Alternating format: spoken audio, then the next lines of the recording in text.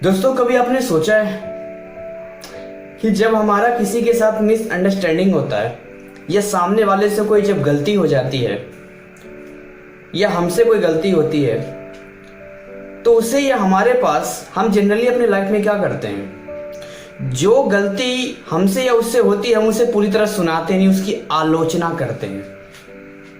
अच्छा, खुद पर सोचते हैं, आपसे थोड़ी सी गलती हो गई, मैंने आपको एक गिलास दूध दिया कि इसे किचन में रख दो। वो एक गिलास दूध आपके हाथों से गिर जाता है और गिरकर वो टूट जाता है, गिलास भी टूट जाता है, दूध भी गिर जाता है। अब मेरे पास दो रास्ते हैं। पहला रास्ता ये है कि मैं आपको बोलूं, चलने नहीं आता क्या? दूध ढंग से ले जा नहीं सकते थे क्या? बताओ, दूध को गिरा दिया, बताओ कितना बढ़िया, मतलब दूध क्या फ्री में आते हैं? कमाना पड़ेगा तुम्हें जाने। कैसा लगेगा आपको? आपके दिल पे चोट लगेगी जो जिंदगी भर आप भूल नहीं पाओगे। मैं क्यों आपके एग्जांपल ले रहा हूं? जब हम किसी की आलोचना करते हैं तो उसमें आत्मसम्मान जो हमारा होता है, जो सेल्फ रिस्पेक्ट होता है हमारा, वो कहीं ना कहीं खत्म हो जाता है। जिससे मतलब आपके नजर में मैं एक बहुत बड़ा विलेन बन जाऊंगा, यानी कि मेरी जो भी बातें हैं, मेरी अच्छी बातें भी आपको बुरी लगेगी। अच्छा, दूसरी बात, आपके हाथों से जो दूध का गिलास था वो तो गिर तो गया, लेकिन मैंने आपसे बोला कोई बात नहीं, आप अगली बार से ध्यान रखना। हम उम्मीद करते हैं कि आप अगली बार से ध्यान रखोगे। आप म्यूजिक सुन रहे थे, अगली बार से ध्यान रखोगे। चलो कोई बात नहीं, चलो एक गिलास दूध और आप जाके रख दो, तो आपके दिल में मेरे लिए प्यार बन जाएगा। ऐसे बहुत सारी चीजें आप कर सकते हो। पति पत्नी के बीच में नोक झोंक होती है। नोक झोंक में सबसे ज्यादा इस बात को होता है कि उनके अंदर ईगो होता है। पति पत्नी की आलोचना करता है और पत्नी पति की आलोचना करता है। यह हमारे बहुत सारे रिश्ते ऐसे होते हैं जिसे हम केवल आलोचना करने की वजह से खो देते हैं। और आपको पता है, जो लोग आलोचना करते हैं, निंदा करते हैं, शिकायत करते हैं, वो मूर्ख होते हैं। और ज्यादातर मूर्ख ऐसा ही करते हैं, और उन मूर्खों में कहीं ना कहीं हम सब भी शामिल हैं। मेरे साथ भी कई बार ऐसे हुए हैं कि मैंने बहुत अच्छे रिश्ते नफरत और मिसअंडरस्टैंडिंग की चीजें की वजह से खराब हो चुकी। फिर मैंने जब इसको पढ़ रहा था, इस अध्याय को पढ़ रहा था, इस चैप्टर को पढ़ रहा था, तो मुझे फील हुआ कि नहीं, उन रिश्तों को मैं फिर से सही करूंगा। आपके लाइफ में भी बहुत सारे रिश्ते ऐसे होंगे जो आपके गुस्से की वजह से या सामने वाले गुस्से की वजह से आपके बीच में दूरियां बढ़ गई होगी। जब आप किसी की आलोचना करते हो तो सामने वाला अपना बचाव करता है, और जब सामने वाला अपना बचाव करता है तो जाहिर सी बात है वो आपकी बुराई करेगा। क्योंकि जब कोई अपना बचाव करता है तो अपने आप को तो ठीक कर लेता है, लेकिन वो सामने वाले की बुराई करता है। इस चैप्टर में पढ़ रहा था कि एक स्टडी किया गया जेल में कैदियों के बारे में, और अधिकतर कैदियों का मानना था कि उसने जो गोली चलाई, उसने जो हत्या किया, उसमें वो सही था। तो वो अपने को बचाने के लिए सामने वाले को गलत ठहरा रहा है। दोस्तों, आलोचना की बात करूं तो एमएलएम की दुनिया में, नेटवर्किंग की दुनिया में होता यह है कि कई बार हम जब किसी को बहुत ज्यादा प्लान दिखाते हैं, उसमें रेगुलर फॉलोअप में उसके साथ रहते हैं, लेकिन वो कई बार होता है मना कर देता है। अब जब वो मना कर देता है तो सोचो, आपका दिल ऐसा लगता है टूट जाता है। जब मैंने इस एमएलएम की दुनिया में पांव रखा था और मुझे कोई मना करता था तो मुझे ऐसा लगता था कि मुझे बुखार जैसा हो गया, मुझे फीवर जैसा हो गया। और कई बार जिन लोगों को मैं जानता था, उन लोगों ने अगर मना किया तो मैं बहुत बड़ा मैसेज व्हाट्सएप पे करके उसको भेजता था। यानी कि मैंने क्या किया? उसकी आलोचना किया। क्या लगता है आपको, मेरे आलोचना करने से दोबारा मेरे साथ वो आए होंगे? अगर मैं आलोचना नहीं करता तो बहुत ज्यादा चांसेस थे कि वो बाद में मेरे साथ आ सकते थे। लेकिन चूंकि मैंने उसी वक्त अपनी भड़ास निकाल दी, आलोचना कर दिया, जो भी चीजें थी मैंने सारी चीजें वो कर दी, अब वो बाद में चाहकर भी मेरे साथ नहीं आ पाएगा। सो ये जो लेसन है, ये बहुत ही इंपॉर्टेंट लेसन है कि बुराई मत करो, निंदा मत करो, शिकायत मत करो।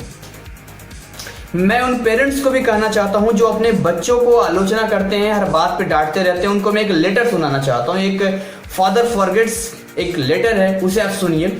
सुनने के बाद आप खुद ही अंदाजा लगाएंगे इस लेटर से क्या सीख मिलती है। ये बुक मेरे पास है, फादर फॉरगेट्स, हर पिता यह याद रखे, W. लिविंगस्टन लॉर्डनेड। सुनो बेटे, मैं तुमसे कुछ कहना चाहता हूं। तुम गहरी नींद में सो रहे हो, तुम्हारा नन्हा सा हाथ तुम्हारे नाजुक गाल के नीचे दबा है और तुम्हारे पसीना पसीना ललाट पर घुंघराले बाल बिखरे हुए हैं। मैं तुम्हारे कमरे में चुपके से दाखिल हुआ हूं, अकेला। अभी कुछ मिनट पहले जब मैं लाइब्रेरी में अखबार पढ़ रहा था तो मुझे बहुत पश्चाताप हुआ। इसलिए तो आधी रात को मैं तुम्हारे पास खड़ा हूं किसी अपराधी की तरह। ये एक पिता अपने बेटे को बोल रहा है, जब उसका बेटा कमरे में सो रहा है तो आधी रात को उसका जो फादर है उसके सर के पास जाकर अंधेरे में ये सोच रहा है, ये बोल रहा है, ये लिख रहा है। जिन बातों के बारे में मैं सोच रहा था वो ये है बेटे, मैं आज तुम पर बहुत नाराज हुआ। जब तुम स्कूल जाने के लिए तैयार हो रहे थे तो मैंने तुम्हें खूब डांटा। तुमने टॉवल के बजाय पर्दे से हाथ पोंछ लिए थे। तुम्हारे जूते गंदे थे, इस बात पर भी मैंने तुम्हें टोका, कोसा। तुमने फर्श पर इधर उधर चीजें फेंक रखी थी, इस पर मैंने तुम्हें भला बुरा कहा। नाश्ता करते वक्त भी मैं तुम्हारी एक के बाद एक गलतियां निकालता रहा। तुमने डाइनिंग टेबल पर खाना बिखरा दिया था। खाते समय तुम्हारे मुंह से चपड़ चपड़ की आवाज आ रही थी। मेज पर तुमने कोहनियां भी टिका रखी थी। तुमने ब्रेड पर बहुत सारा मक्खन भी चुपड़ लिया था। यही नहीं, जब मैं ऑफिस जा रहा था और तुम खेलने जा रहे थे और तुमने मुड़कर हाथ हिलाकर बाय बाय डैडी कहा था, तब मैंने भ्रिकुटी तान कर टोका था, अपनी कॉलर ठीक करो। शाम को भी मैंने यही सब किया। ऑफिस से लौटकर मैंने देखा कि तुम दोस्तों के साथ मिट्टी में खेल रहे हो। तुम्हारे कपड़े गंदे थे, तुम्हारे मोजों में छेद हो गए थे। मैं तुम्हें पकड़कर ले गया और तुम्हारे दोस्तों के सामने तुम्हें अपमानित किया। मोजे महंगे हैं, जब तुम्हें खरीदने पड़ेंगे तब तुम्हें इसकी कीमत समझ में आएगी। जरा सोचो तो सही, एक पिता अपने बेटे का इससे ज्यादा दिल किस तरह दुखा सकता है। क्या तुम्हें याद है, जब मैं लाइब्रेरी में पढ़ रहा था तब तुम रात को मेरे कमरे में आए थे, किसी सहमे हुए मृग छाने की तरह। तुम्हारी आंखें बता रही थी कि तुम्हें कितनी चोट पहुंची है और मैंने अखबार के ऊपर से देखते हुए पढ़ने में बाधा डालने के लिए तुम्हें झिड़क दिया था। कभी तो चैन से रहने दिया करो। अब क्या है?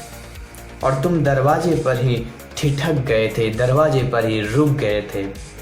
तुमने कुछ नहीं कहा था, बस भाग कर मेरे गले में अपनी बाहें डालकर मुझे चूमा था और गुड नाइट कहकर चले गए थे। तुम्हारी नन्ही बाहों की जकड़न बता रही थी कि तुम्हारे दिल में ईश्वर ने प्रेम का ऐसा फूल खिलाया है जो इतनी उपेक्षा के बाद भी नहीं मुरझाया। और फिर तुम सीढ़ियों पर खट खट करके चढ़ गए। तो बेटे, इस घटना की कुछ ही देर बाद मेरे हाथों से अखबार छूट गया और मुझे बहुत ग्लानि हुई। यह क्या होता जा रहा है मुझे? गलतियां ढूंढने की, डांटने डपटने की आदत सी पड़ती जा रही है मुझे। अपने बच्चे के बचपने का मैं यह पुरस्कार दे रहा हूं। ऐसा नहीं है बेटे कि मैं तुमसे प्यार नहीं करता, पर मैं एक बच्चे से जरूरत से ज्यादा उम्मीदें लगा बैठा था। मैं तुम्हारे व्यवहार को अपनी उम्र के तराजू पर तौल रहा था। तुम इतने प्यारे हो, इतने अच्छे हो, सच्चे। तुम्हारा नन्हा सा दिल इतना बड़ा जैसे चौड़ी पहाड़ियों के पीछे से उगती सुबह। तुम्हारा बड़प्पन इसी बात से नजर आता है कि दिन भर डांटते रहने वाले पापा को भी रात में गुड नाइट किस देने आए। आज की रात और कुछ भी महत्वपूर्ण नहीं है बेटे। मैं अंधेरे में तुम्हारे सिराने आया हूं और मैं यहां घुटने टिकाए बैठा हूं, शर्मिंदा। यह एक कमजोर पश्चाताप है। मैं जानता हूं कि अगर मैं तुम्हें जगाकर यह सब कहूंगा तो शायद तुम नहीं समझ पाओगे। पर कल से मैं सचमुच तुम्हारा पापा बनकर दिखाऊंगा। तुम्हारे साथ खेलूंगा, तुम्हारी मजेदार बातें मन लगाकर सुनूंगा, तुम्हारे साथ खुलकर हंसूंगा और तुम्हारी तकलीफों को बांटूंगा। आगे से जब भी मैं तुम्हें डांटने के लिए मुंह खोलूंगा तो इससे पहले अपनी जीभ को अपनी दांतों में दबा लूंगा और बार बार किसी मंत्र की तरह यह कहना सीखूंगा, वह तो अभी बच्चा है, छोटा सा बच्चा है, वह तो अभी बच्चा है, छोटा सा बच्चा है। मुझे अफसोस है कि मैंने तुम्हें बच्चा नहीं बड़ा मान लिया था, परंतु आज जब मैं तुम्हें गुड़ी मुड़ी और थका थका पलंग पर सोया देख रहा हूँ बेटे, तो मुझे एहसास होता है कि तुम अभी बच्चे ही तो हो। कल तक तुम अपनी माँ की बाहों में थे, उसके कंधे पर सिर रखे। मैंने तुमसे कितनी ज़्यादा उम्मीदें की थी, कितनी ज़्यादा। ये लेटर पढ़ने से क्या पता चलता है? लेटर पढ़ने से क्या पता चलता है कि वास्तविकता को जाने बगैर हम अपने मन में सामने वाले से ज़्यादा उम्मीदें लगा बैठते हैं, और जब वो चीज़ें नहीं होती है या सच में उससे कोई गलती होती है तो हम क्या करते हैं, फिर उस पर टूट पड़ते हैं। तो खैर, ये तो बच्चा है, ये बच्चे के बारे में बता रहे, ये तो बच्चा है, ये भूल गया, इसे कुछ नहीं पता, फिर से ये प्यार करने लग गया। लेकिन क्या आम लाइफ में जब हम लोगों से ऐसा बिहेव करते हैं, लोगों की आलोचना करते हैं, तो क्या सच में ये उस बच्चों की तरह वो लोग भूल जाते हैं? क्या नहीं भूलते ना। अब्राहम लिंकन के बारे में बताते हैं लेखक कि वो अपने जवानी के दिनों में बहुत ज़्यादा व्यंग क्या करते थे। कुछ लेखकों को उनके जो लिखते थे लेखक लोग, उन पे मजाक उड़ाया करते थे, और एक बार उन्होंने ऐसे किसी लेखक के साथ कर दिया था जो बहुत गुस्सेल था। बाद में उस लेखक ने पता लगा लिया कि किसने उनका मजाक उड़ाया था, जिसकी वजह से पूरे शहर में उनकी मतलब हंस रहे थे लोग। उसने ओपन चैलेंज किया अब्राहम लिंकन को कि आप हमारे सामने जो है या तो हथियार में मतलब लड़ाई लड़ो। अब्राहम लिंकन के पास अपने आत्मसम्मान को बचाने के लिए कोई रास्ता नहीं बचा था, इसलिए उन्होंने लड़ने का बात स्वीकार कर लिया और उन्होंने हथियार का ऑप्शन में तलवार लिया, क्योंकि उनके हाथ लंबे थे। लड़ाई का आखिरी दिन था, दोनों को लड़ना तय था, दोनों में किसी एक की मौत तय थी, और लड़ाई के कुछ देर पहले कुछ आपसी समझौते की वजह से वो बच गए। तब से अब्राहम लिंकन ने अपनी जिंदगी में आलोचना करना छोड़ दिया। उसके बाद से उन्हें एहसास हुआ कि हम किसी की आलोचना नहीं करेंगे, क्योंकि जब हम किसी की आलोचना करते हैं तो बदले में हमें भी वही मिलता है। अगर आप अपने बिजनेस को बड़ा करना चाहते हैं, आपकी डाउनलाइन है, आलोचना मत करो। गलती हुई है, समझदारी से काम लो। यकीन मानो, आपके रिश्ते काफी अच्छे हो जाएंगे, आप काफी बढ़िया महसूस करोगे और सामने वाला भी बहुत बढ़िया महसूस करेगा। दोस्तों, क्या खूब लिखा है इसमें। आलोचना या निंदा से कर्मचारियों, परिवार के सदस्यों और दोस्तों का मनोबल कम हो जाता है, और उस स्थिति में कोई सुधार नहीं होता जिसके लिए आलोचना की जाती है। आप आलोचना उसको सुधारने के लिए करते हो, लेकिन उसमें कोई सुधार नहीं आता है। लोगों की आलोचना करने के बजाय हम उन्हें समझने की कोशिश करनी चाहिए। हमें यह पता लगाना चाहिए कि आखिर वो ऐसा कर रहे हैं तो क्यों ऐसा कर रहे हैं, या उन्होंने ऐसा किया तो क्यों ऐसा किया। कुछ तो कारण रहा होगा, कुछ मिसअंडरस्टैंडिंग रही होगी, या सच में मेरी गलती थी, या सच में गलती उनकी थी, लेकिन मैं अब जवाब कैसे दूं। आपको समझना पड़ेगा क्यों ऐसा कर रहा है वो। कहते हैं सबको समझ लेने का मतलब है सबको माफ कर देना। जिस दिन आप अपने हैबिट में माफ करना सीख जाओगे, यानी आपने सबको समझ लिया। और डॉक्टर जॉनसन ने कहा था, भगवान खुद इंसान की मौत से पहले उसका फैसला नहीं करता, तो फिर आप और मैं ऐसा करने वाले कौन होते हैं। तो फिर से मैं बोलता हूं, बुराई मत करो, निंदा मत करो, शिकायत मत करो। हम मिलते हैं अगले सिद्धांत पे लोक व्यवहार के। मुझे उम्मीद है आप बहुत कुछ सीखे होंगे, बहुत जानकारी आपको मिली होगी इसके जरिए, और आगे भी हम बने रहेंगे। हमारा उत्साह बढ़ाने के लिए आप कमेंट कर सकते हैं, वीडियो को शेयर कर सकते हैं, ज़्यादा से ज़्यादा लाइक कर सकते हैं। मिलते हैं, धन्यवाद।